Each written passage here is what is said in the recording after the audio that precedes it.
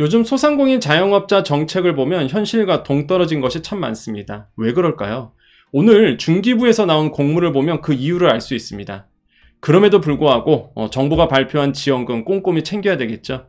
특히 정부가 소상공인 정책 정보 원스톱 플랫폼을 곧 발표한다고 말했습니다. 그것이 무엇이고 어떻게 도움받을 수 있는지 알아봤습니다. 정보가 곧 돈입니다. 돈이 되는 정보, 여의도 정보맨 지금 바로 시작합니다.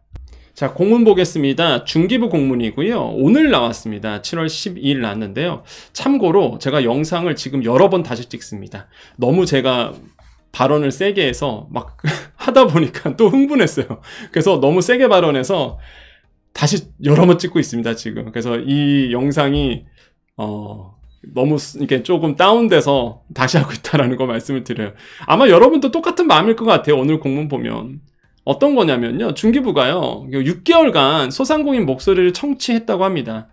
그래서 나온 정책이 여기 보시면 소상공인 자영업자 종합대책이라는 거죠. 다 아시죠? 7월 3일에 하반기 경제정책 방향 기대 많이 했었습니다. 여기에 이제 소상공인 종합대책이 나왔었죠. 요 핵심 내용이 어디서 나왔느냐.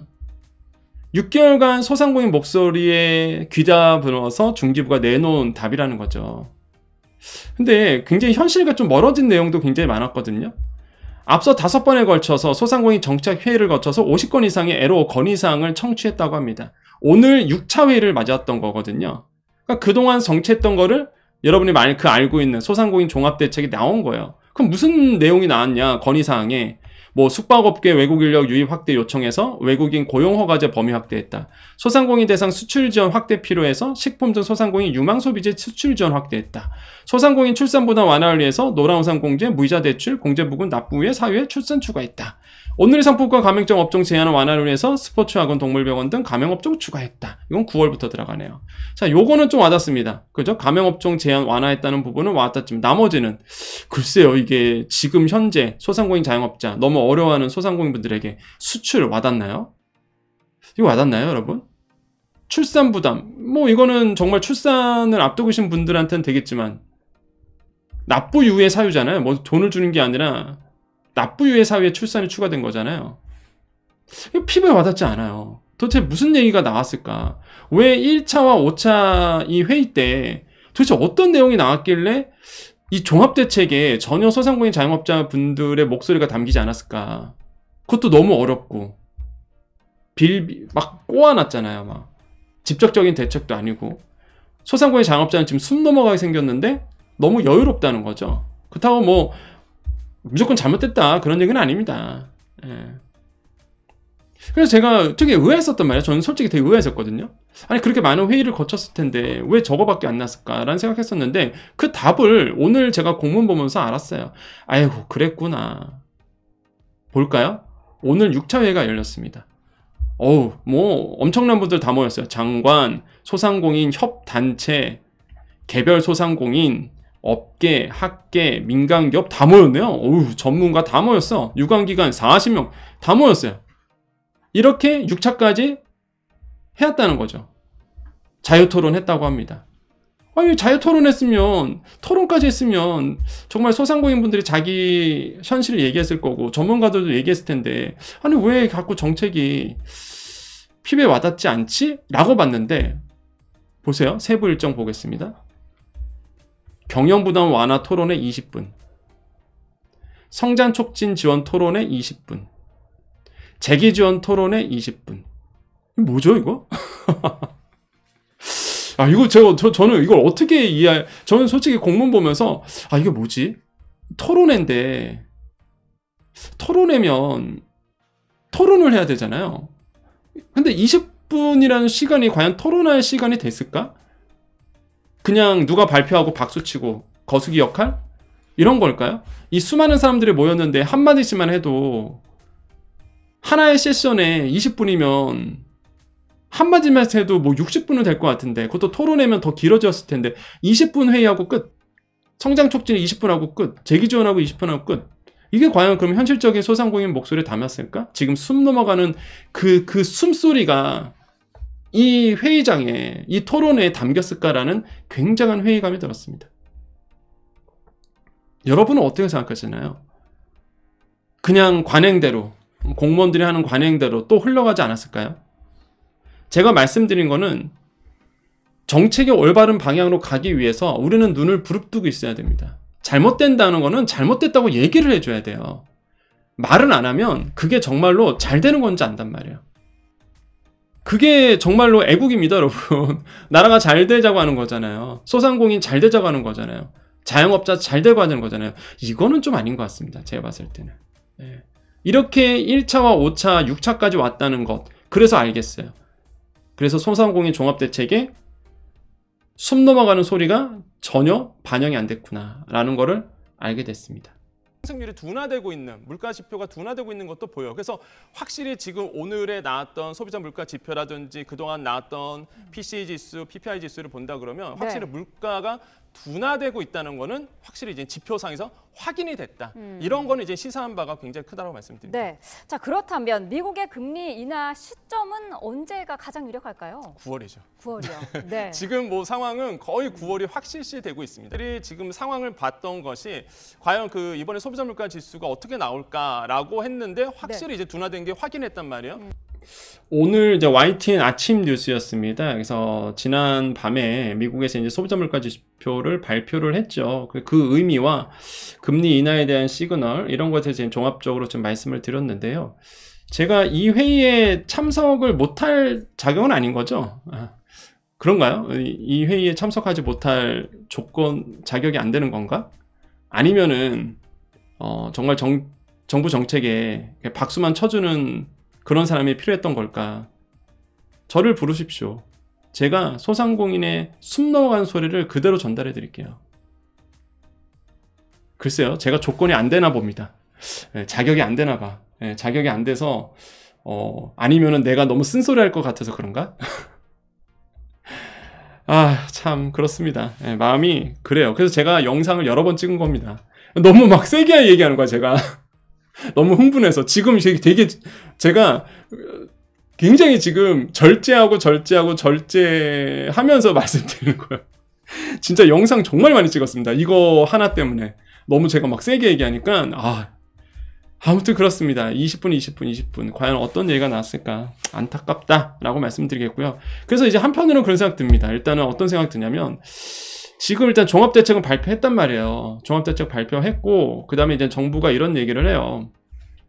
종합대책에 나왔던 내용인데 조만간 이 소상공인 정책정보 원스톱 플랫폼을 이제는 발표한다고 합니다. 이게 뭐냐면 소상공인의 그 정책 정보를 모아서 알려주는 거예요. 그러니까 제가 이제 여러분께 풀이해드리잖아요. 그 다음에 여러분 입장에서 이렇게 활용하십시오라고 정보를 알려드리잖아요.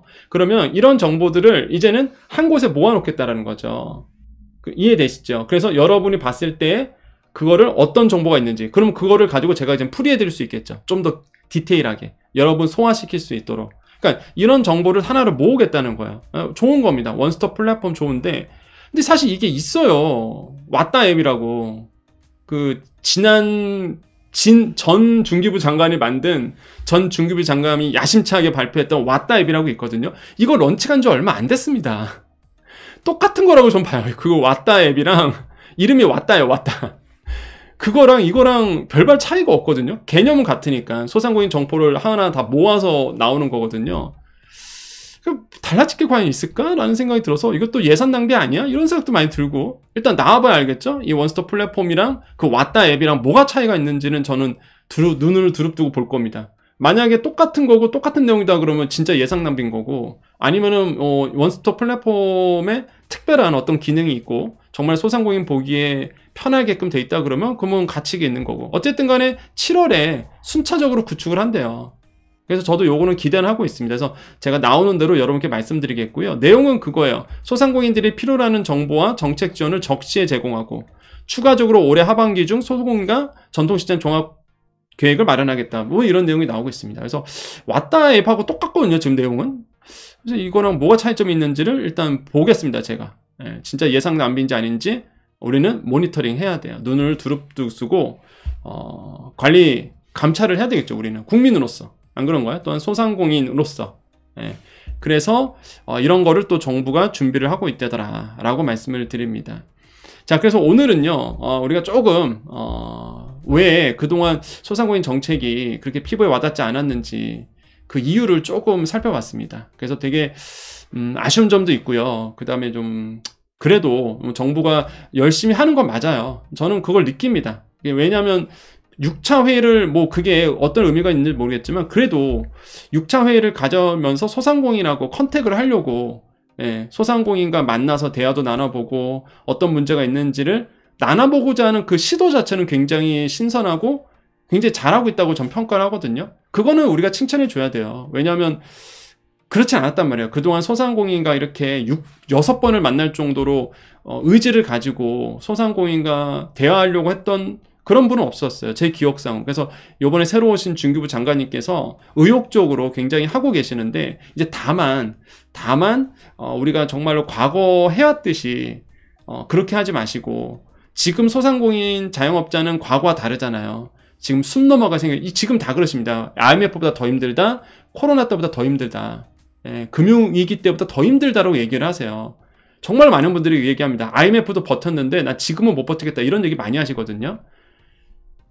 특이한 경우입니다. 특수한 경우예요. 그러면 정책도 그 다음에 이런 협의회도요. 과거에 해왔던 방식이 아니라 조금 더 진정성 있고 조금 더 소상공인에게 다가갈 수 있는 무엇보다 어려운 소상공인 자영업자분들을 부모의 마음으로 품어줄 수 있는 그런 따뜻한 말 한마디가 필요한 그러한 어떤 정책 협의회가 돼야 된다고 저는 생각을 해봐요. 그래야 소상공인 자영업자분들이 지지를 할 수 있을 거다라고 저는 생각을 해봅니다. 제가 말하고자 하는 거는 이거 잘못됐어 이게 아니에요. 올바른 방향으로 나아가고자 하는 제안을 해드리는 거고 또한 우리가 감시자의 역할 올바른 방향으로 갈 수 있도록 감시자의 역할을 제대로 해야 된다. 그게 저의 몫입니다. 저는 평론가이기 때문에 저는 또 대학에서 가르치는 교수이기 때문에 저는 쓴소리를 해도 된다고 생각해요. 많은 분들이 제가 그 코로나 그때 정부 정책 나왔을 때 이건 아니야 막 했었잖아요. 그래서 많은 분들이 걱정하셨어요. 여정님 괜찮으시겠어요? 막 너무 내가 세게 해가니까 다 기억나시죠? 우리 올드 멤버들 다 기억나실 겁니다. 제가 흥분해갖고 이거 이렇게 하면 안 된다고. 이거 열에 이렇게 되면은 제외되신 분들은 뭐가 되냐고. 왜냐하면 다들 막 300만 원, 200만 원 받아가는데 또 어떤 특기 계층 같은 경우에는 아예 해당도 안 돼서 열애되신 분 계층이 있었거든요. 그래서 제가 막 흥분하고 막 뭐라 하니까 이제 많은 분들이 여정이 끌려가는 거 아니냐고 막 그렇게 하셨는데 걱정하지 마십시오. 저는 그 정도의 그렇지 않습니다. 너무 걱정하지 마시고 결국 다 잘 되져가는 거니까 아마 그 진정성은 여러분도 알고요. 정부도 알고 이 영상 보시는 정부 담당자도 아실 거예요. 이 사람이 어떤 정당성이 있어서 어떤 거에 휩쓸려서 이런 게 아니라 이 사람은 진짜 소상공인 자영업자에 미친 사람이구나. 소상공인 자영업자, 특고 프리랜서 이런 취약계층에 정말 미친 사람이구나. 왜? 딴 얘기를 안 하잖아. 조회수 끌려고 막 이상한 얘기 안 하잖아요. 언니 이 얘기밖에 안 하잖아. 그냥 아마 아실 거예요. 진정성 있게 항상 좋은 정책이 나올 수 있도록 또한 올바른 방향으로 갈 수 있도록 감시자의 역할 또한 평론가의 역할을 충실하겠습니다. 자, 오늘 정보 여기까지입니다. 자, 우리 여정 관련님들 인사드리겠습니다. 내일은 이제 토요일입니다. 내일 그 주간정보 방송이 있는데 깜짝 놀랐어요. 대전시가요 임대료 지원 30만 원 한대요. 와, 대전시 소상공인분들 진짜 좋겠는데요? 이거 깜짝 놀랐습니다.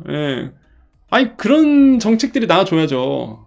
대전시처럼. 근데 대전시가 시작을 해서 다른 지자체도 했으면 좋겠어요. 근데 조건이 까다로워요. 3천만 원이야. 진짜 영세하신 분들에게만 주는 겁니다. 아무튼 그 얘기를 내일 또 할 거예요. 그리고 다른 지자체들도 정책 발표하는 게 되게 많습니다. 그래서 주간지원금 방송 꼭 보셔야 돼요. 좀 안타까운 게 많은 분들이 주간지원금 방송을 잘 안 보시는 것 같아요. 토요일이니까 다들 바쁘시고 여가생활 하시고 그러셔서 그런 것 같은데 그러니까 제가 이게 평일에 대전시만 얘기하기 좀 어렵거든요, 사실. 그래서 제가 토요일 날 모아서 이런 지역들 정책을 아무도 안 하니까 지역 정책들을 그렇잖아요. 이제 예를 들어서 대전시다 그러면 대전시 소상공인 자영업자 분들에게만 해당하잖아요. 그냥 아무도 얘기를 안 하거든요, 사실. 어떤 유튜버든 간에 그런 얘기 잘 안 하거든요. 왜냐면 조회수가 안 나오니까. 근데 저는 아시잖아요. 뭐 여러분 위해서 계속 정보를 드리다 보니까 그래서 토요일 날 지역 지원금을 다 모아서 알려드리는 거예요. 아무도 모르고 그걸 또 지나가 버리면 20만 원, 30만 원 받을 것도 못 받잖아. 그러니까 주간점검 방송은요, 여러분 그냥 꼭 뭐 토요일이든 주일이든 간에 그냥 어떤 게 있지라고 한 번만 틀어놔 보세요. 왜냐면 당장 그 대전시 소상공인 지원금도 15일부터 시작하거든요. 오늘이 이제 12일이잖아요. 그럼 13일 토요일, 14일 주일, 일요일, 15일, 그러니까 월요일부터 시작하잖아요. 당장 이 접수가. 예. 그러니까 이게 당장 월요일부터 시작하는 게 많다고. 그러니까 여러분 주간점검 방송 꼭 체크하십시오. 그리고 대전시 소상공인 자영업자분들은 꼭 보셔야 되고요. 아시겠죠? 그리고 다른 지자체들도 뭐 특례 보증이라든지 정부, 그러니까 지자체 지원금들이 나온 게 있기 때문에 꼭 체크해 주십시오. 자, 오늘 인사하고 마무리 짓겠습니다. 오늘이 금요일입니다. 여러분 오늘도 행복하시고요. 좋은 일만 가득하실 겁니다.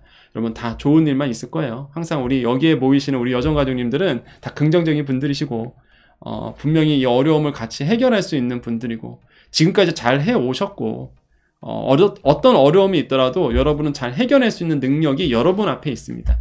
잘 하실 거예요. 저는 여러분을 믿고요. 저도 여러분이 저를 믿듯이 저도 여러분을 믿습니다. 여러분 능히 해낼 수 있습니다. 능히 이겨낼 수 있습니다. 여러분은 충분히 이 어려움 극복할 수 있습니다. 여러분 자신감 가지십시오.